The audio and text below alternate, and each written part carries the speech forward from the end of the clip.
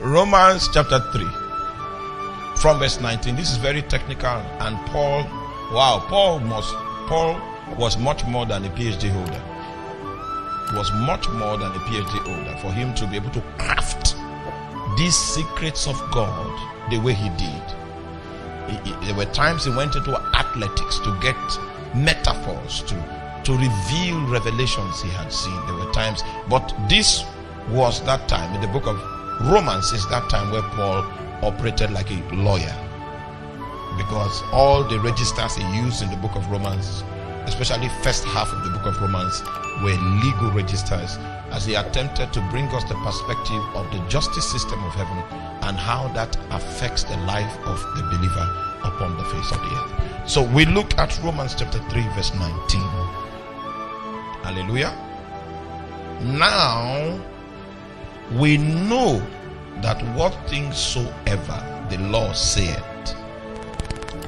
it saith to them that are under the law, that every mouth may be stopped and all the world may be guilty before God. So the purpose of the law is to make us all guilty. I'm going to explain that. What did I say? I said the purpose of the law is to what? Make us all guilty.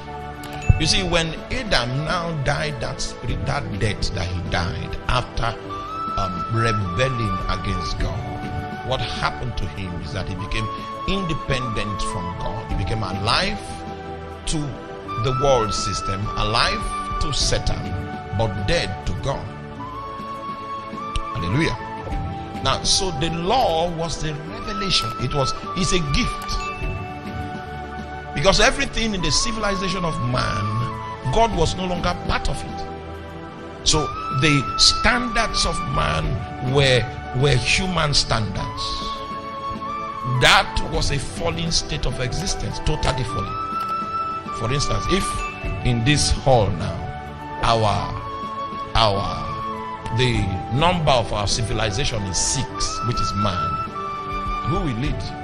If our civilization, that's what they are trying to build in United States, in Canada. Let's take God out of the equation. Let's remove 7 from the equation and let's operate on 6. So humankind is the zenith of what's our civilization. In that kind of civilization, because homosexuality is a phenomenon among humankind, it is legalized. So because it's 6. And so that's what happened to Adam. In Eden, he came into the civilization of 6. So there was no reference from whence his life could be evaluated and judged. So when the law came, it brought the perspective of 7.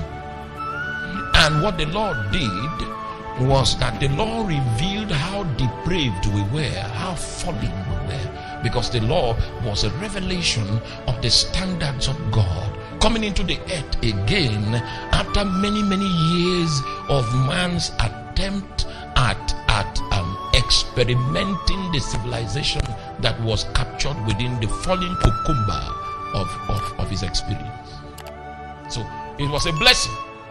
But you see, as spiritual as the law was, we did not have spiritual capacity to live up to the expectation of the law.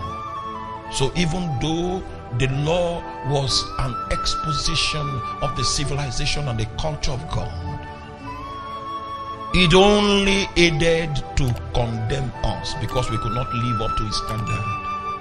So the law came to humble all humankind so that everybody's boldness will be cut off and everybody's mouth will be stopped.